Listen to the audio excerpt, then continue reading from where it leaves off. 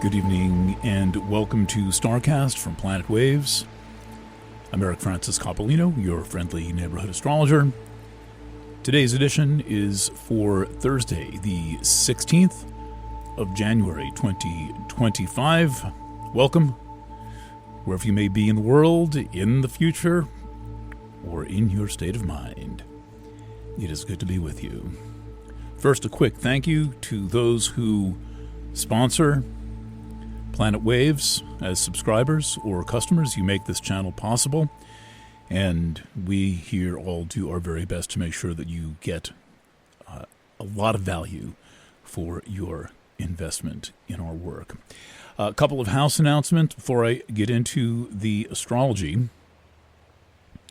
The first is that I am planning a special edition of Planet Waves FM on Friday evening. This will probably be distributed by way of the Planet Waves Substack.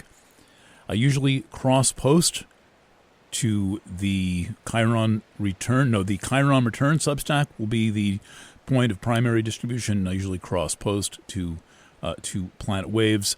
There have been so many developments in this Los Angeles suburb fire situation that I need to consolidate what I've learned over the past couple of weeks, the past few days actually, and this will address various different angles, including municipal decisions that were made, the insurance angle, and some discoveries that I've made in the astrology. I'm planning a short edition. We know how those sometimes go.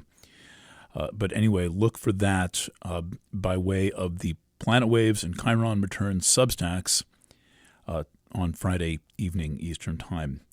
Additionally, I am planning a live edition of Planet Waves TV on Sunday. This will be on the eve of the inauguration of Donald Trump and J.D. Vance, which means Elon Musk and Peter Thiel, the billionaires behind the throne. And my guests on the program will be Jeffrey Strahl and Daniel Gimario. I'll be doing the first hour talking about the inauguration chart and some points of background. And then Dan Gimario and Jeff Strahl will come in at 8 o'clock, and then we will go as long as we can. We went till 10 o'clock on the election night return program.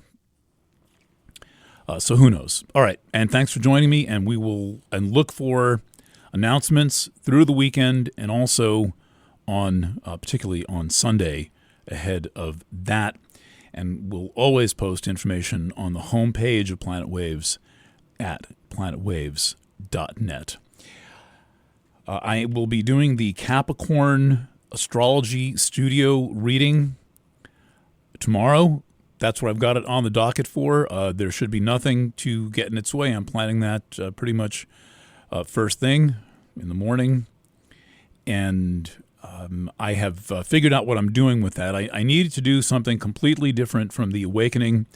This project, as it often is, was preempted by the Awakening. Then I had to get down to Florida to see my father, and then I came home to these L.A. fires. I was not planning on, coordinating coverage of this story. But anyway, I've got an angle on it, and that is that, for the past 9 months or so, I've been talking about the family Hunger Games pattern that is in full force in the first 10 degrees of Capricorn.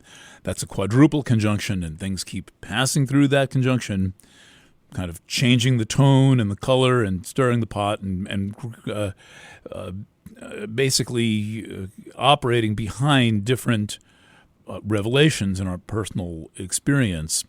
And this aspect pattern is a real study in ancestral influence, how we can convert that into wisdom, how we can work with that as some kind of valuable or actionable information, and not be so caught up in the morass of family and all the things that our family did to us, and all the emotions that we that we are dragging around. I mean, I am now 60 years old. I've been coming to you as the author of Planet Waves now for 30 years, so half of my life. And when I look back on my life and I think, what was it that was dragging me down? Like, what was it that was preventing me from really living fully?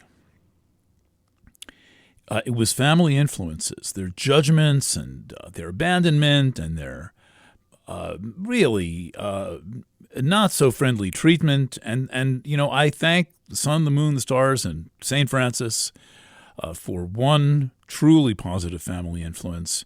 And that was my godmother, Aunt Josephine Sharp.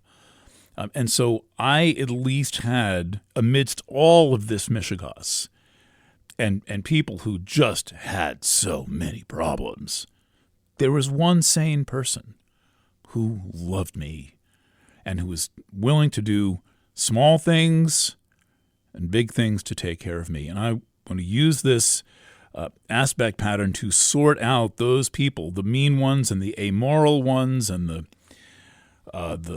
drunk ones and the old family stories, and then suss out the meaning of that, and then describe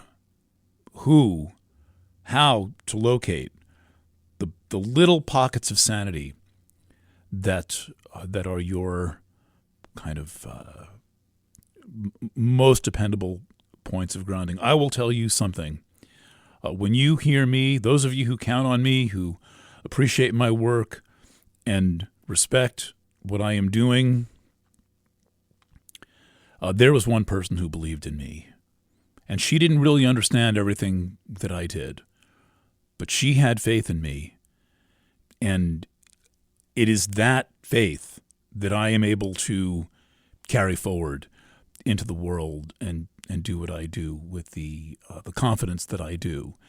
And as far as the members of my family, and I will be happy to talk about this at some point and what their various influences were. I talked a bit about my dad on the last Planet Waves FM. I think it's very important that we open up about this and bring this to a conscious level and bring it to the light for healing. So it is this general theme of sussing out family scenarios, ancestral scenarios, that I'll be covering in the Capricorn studio reading. And while this reading will be designed for Capricorn, this is a kind of a teaching that will be accessible and applicable to everyone who has questions about these ancestral situations. All right. Let's see. So we've covered these three main things. Capricorn studio, most likely tomorrow. It might take a day to process and get it out. Then a special program Friday evening looking at the Los Angeles fires. That's a pre-recorded program. Then a Planet Waves TV live edition, 7 o'clock Eastern Time on Sunday, 7 to 10. And I hope to see you there. All right. Now, let's talk a little bit about the astrology. The next big stop that we have, we're between lunations and, the eclipses are still a couple of months off, though I've started looking into them. The next big stop is that the sun enters Aquarius on the 19th at 2:59, 3 p.m. Eastern Standard Time. The sun enters Aquarius. And this is a big one. The chart for the sun entering Aquarius is very similar to the chart for the inauguration that happens less than 24 hours earlier in the same time zone in Washington, D.C., about 21 hours later. So we're really looking at very similar figures for both. And there are a number of marks of distinction. Well, I'm going to treat the inauguration chart at the time of the inauguration. They are both very alive charts that are just brimming with information and knowledge and some understanding. So let's just focus on the Sun enters Aquarius chart. So there are two. Well, thing one. This is the first sun in Aquarius with Pluto in Aquarius. So we're getting a big moment for Pluto in Aquarius. And so the first thing that the sun does when it enters Aquarius is that over the ensuing 36 hours or so, 48 hours, it is going to form a conjunction to Pluto. So in these uncharted territories, uncharted waters, places we've never been before, we've never been in Pluto and Aquarius. The last time Pluto was in Aquarius, the world was young. It was 248 years ago. The last time this happened. We get a proving moment. And I say proving not as in proof, like I can prove that or that, but I mean proving as in the sense of putting the buns in the proof box. If you've ever worked in a bakery, there's a proof box. I don't know why they call it that, but you put the buns in and then the buns rise. I guess there's proof that there was yeast in the buns. Or proof in the sense of a homeopathic proving, which is really a probe. It's really it's an experiment where you want to find out what this homeopathic remedy is. Let's say it's a dolphin milk. So you're having a sleepover party at your house. Everyone brings their sleeping bag and their toed pajamas, and then after dinner, everyone takes a dose of dolphin milk, homeopathic remedy, and then you wake up in the morning and everyone talks about their dreams, and then there's proving cards and people who observe the provers, and then, this is what dolphin milk is about. And I suspect that dolphin milk may be an important metaphor, remedy for our times, but just as an example. And so proof really means probe. It means an experiment, an uncontrolled experiment, which you can do with astrology and homeopathy. There's no way to control the experiment. In astrology, we only have one universe that we live in. So we're going to find out a little bit about what Pluto in Aquarius is about. Now, what my concern about this new presidential era that we're entering in, and I'm going to say more about this on Sunday, is that, and I cover this in my article tonight, in my article called Life During Wartime, is that just like Los Angeles was, society is in a very parched state for things like basic fulfillment, sensory experience, hang out and play a record, come over, I'll make you dinner. We are all so very busy and so very preoccupied, and our minds have been so sucked up to the digital realm.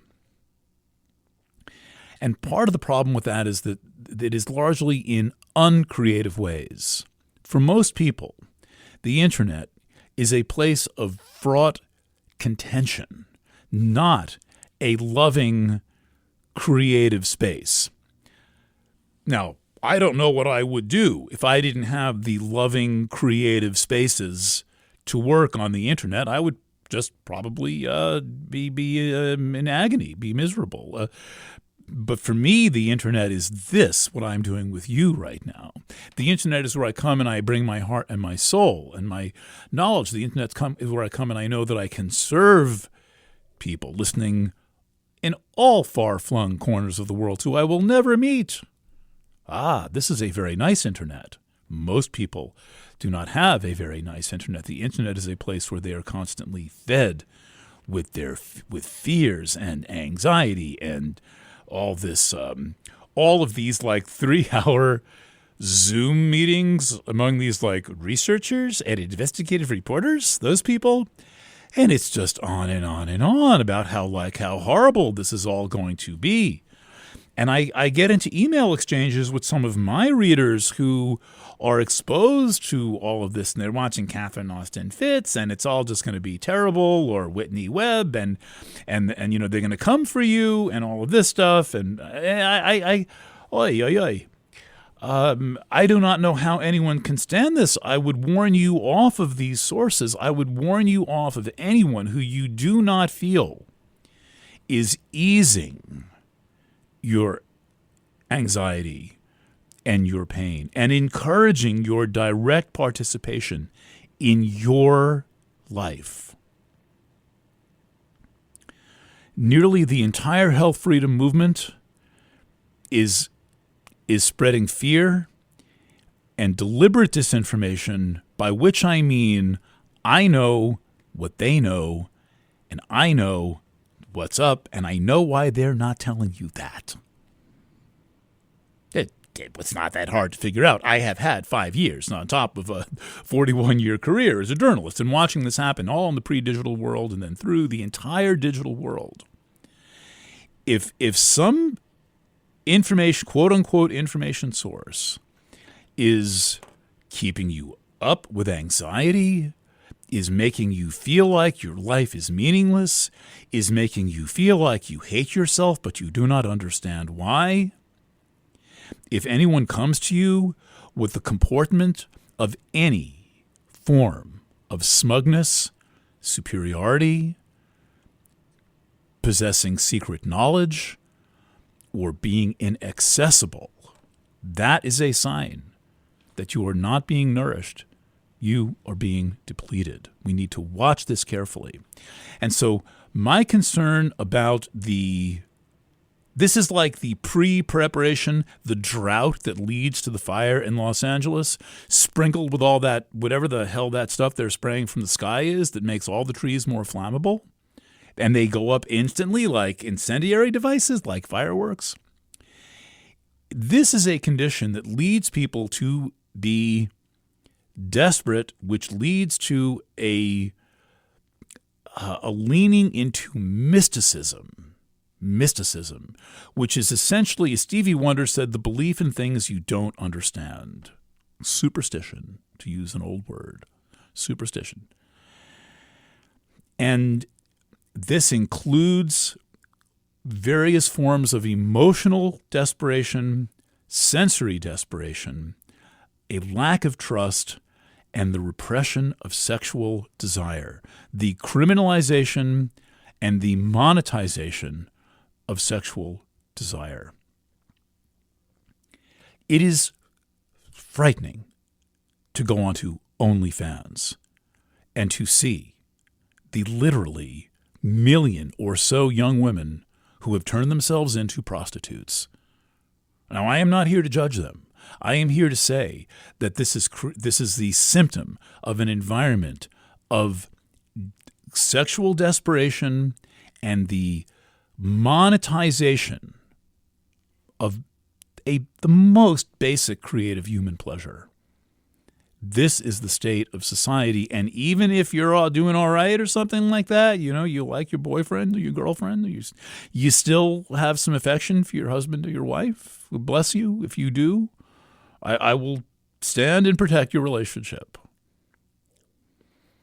Most people are not in this state, and it is in this state of generic desperation for human experience that the charismatic fascist leader promises to solve all of our problems.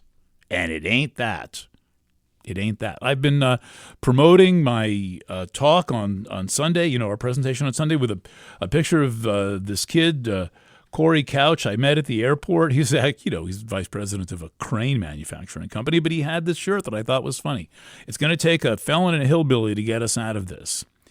Now, I've been meditating on that tarot card since I ran into him on, 7 o'clock Saturday morning in the airport cafe. Well, this is the charismatic leader who is answering the calling, the mystical longing created by detachment and desperation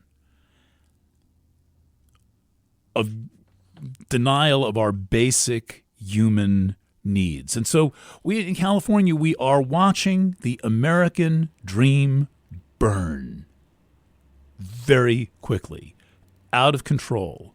And then the public officials are like, I don't know. What are you talking? I'm just a fire chief. What? Don't ask me. Yeah. And this is spreading a sense. It's not just fear, though I know to speak to the fear. It's not just fear. It is a sense of something that I think is worse than fear. which is a sense of paralysis and helplessness. And I would caution against two things. Number one, thinking that someone, the hillbilly and the felon, are going to save you. There's not many of my listeners here who have that view, and also the view that this person is somehow Satan incarnated. We've never been in times when it was more true that politics is the entertainment division of the military-industrial complex. So in my coverage of Trump 2.0 and the everything going on, I will continue to remind you to look behind the scenes long enough, not to become too invested in the ways of darkness. That is the easiest way to get swept in, is to obsess over the ways of the dark side. You do not need that for your healing.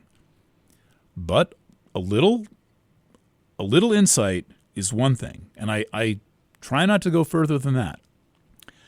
But much more significantly is how to stay focused on understanding and fulfilling some very basic needs that you, your children, your partner, and your immediate circle of friends have.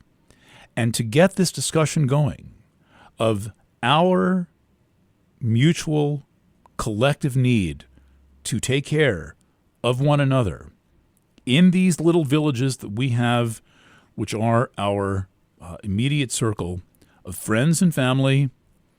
And yes, there are people we know on the internet. Look after them. Look after them. Ask how they're doing. Find out and check in. And when I promise we'll get to the astrology in a second after I finish qualifying, standing up in Quaker meeting and saying my piece. Remember one last thing, please. When you meet someone on the street, when you see someone at work that you don't know that well, when you are talking to someone working in a Starbucks or one of these places, remember, you don't know what they're going through. You don't know how much it takes for them to get through the day. And it is free, easy, and mutually nourishing to offer them a bit of love, a silent blessing. If you sense that it's appropriate, just to check in with them and say hello, these things can go very, very long way. People who are, as Pink Floyd said, hanging on in quiet desperation can be moved. The direction of their whole day can be shifted by one person noticing them. One person noticing them. And for you, know what it is that turns your day around. For me, what turns my day around, it's a little difficult now that it's cold out, is I can be the worst mood. And if I step outside my door and there is one of these four-footed creatures known as a dog, and I spend a couple of seconds or a minute with that dog, it can completely change my entire emotional frame of reference.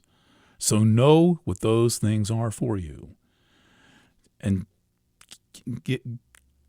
access them, get them. There may just be somebody you like. There may be somebody who, works at the used clothing vintage place down the street. And you may just like the person. Stop in and say hello. A favorite aunt, favorite cousin. Call them up.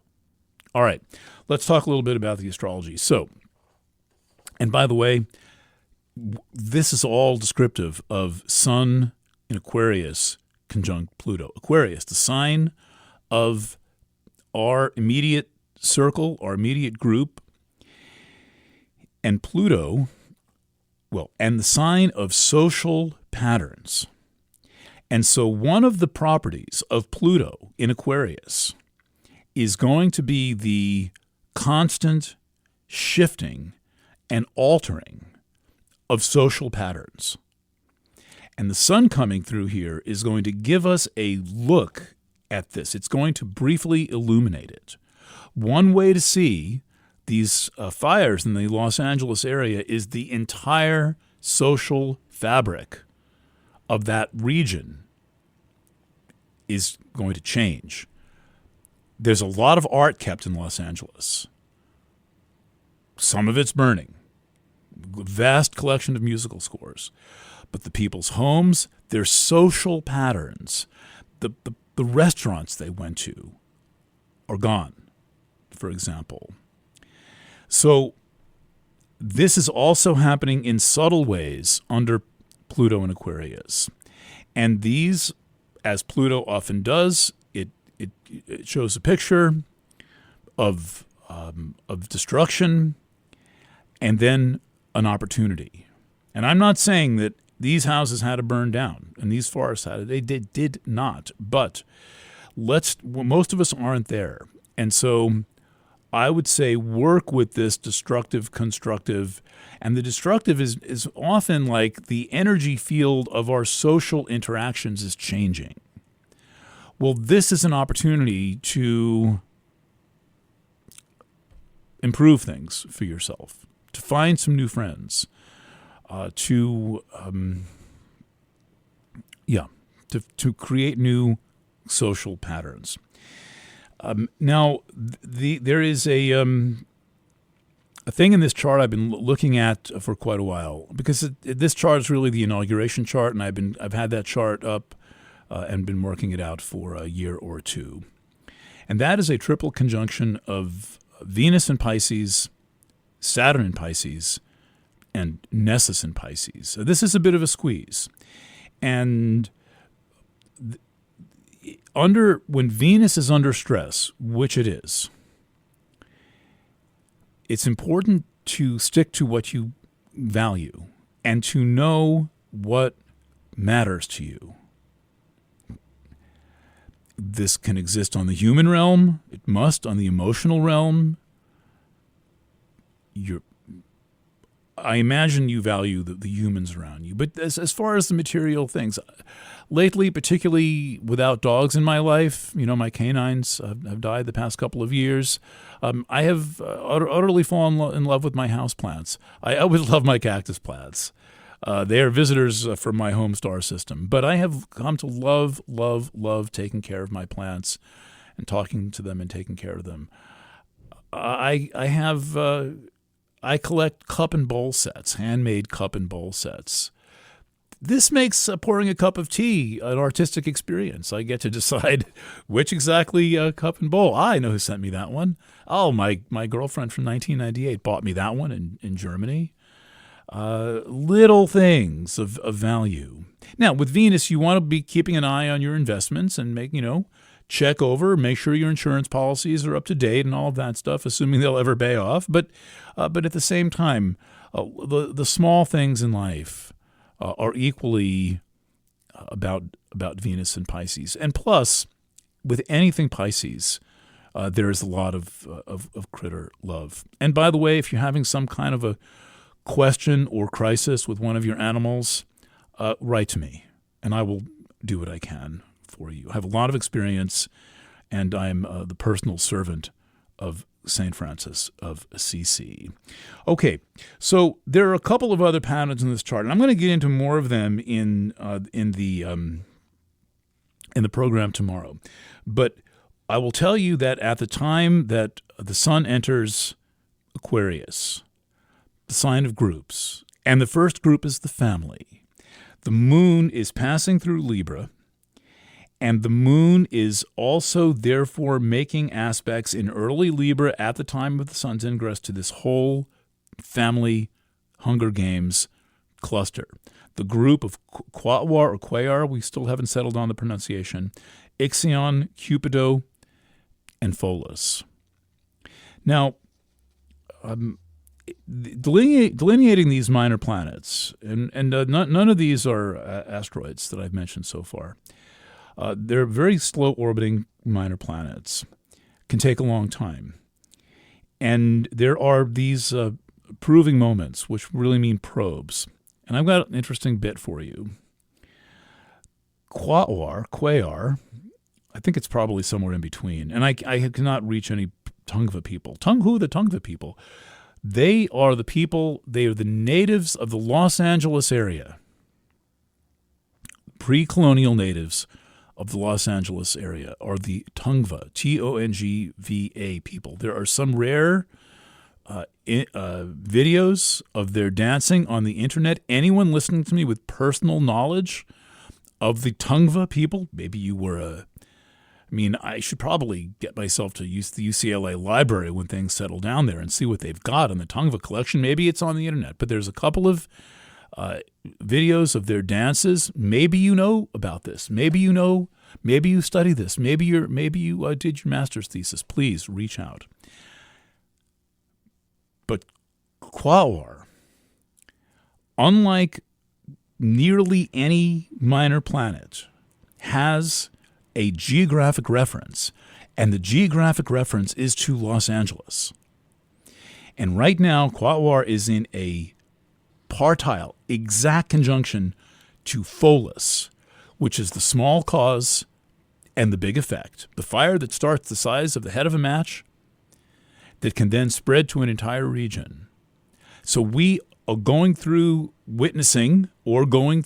got a close friend there who you can hear. The internet's right on planetwaves.fm. First show up, third player down, Mike Ackerman, talking about what it's like to be 3 miles away from one of these fires with his little house on his little piece of land and his law office in his house. Quawar conjunct Pholus, the small cause and the big effect, the thing out of control, conjunct another planet with a direct reference to that land mass, that little territory where a tribe lived called the Tongva people. There's still some of them left.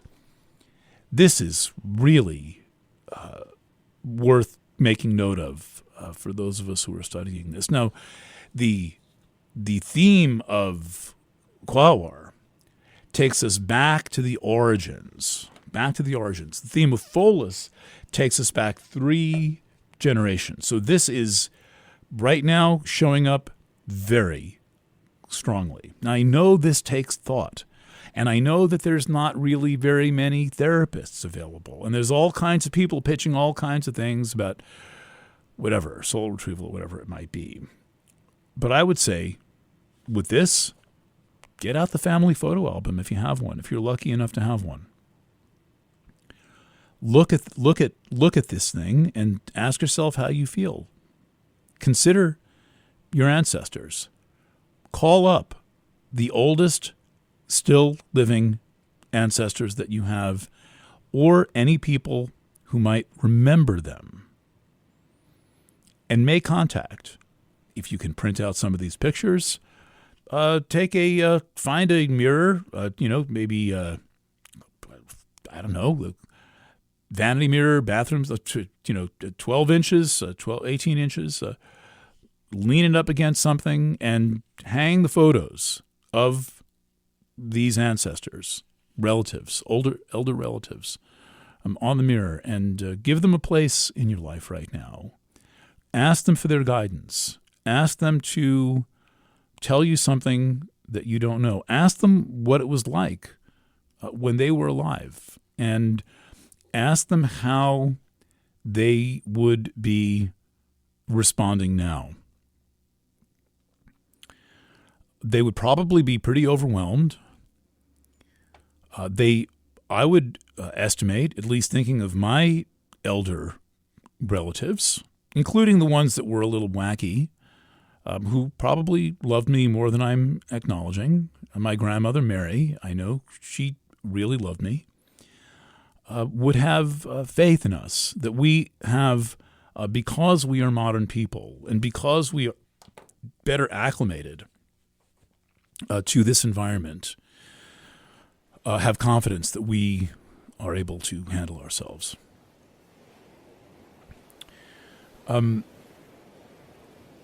In parting for this program, and you'll be hearing from me a lot lately, pretty much as you want to, for the next few days.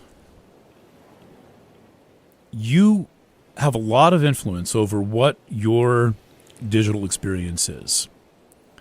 While I advocate doing things that are not digital, talking to my cactus plants and, I have my analog guitars and whatnot, some of that's good. Being in nature, that's important. That's good. But then there is your digital experience. And I would encourage you to be as fully alert and aware in the digital environment.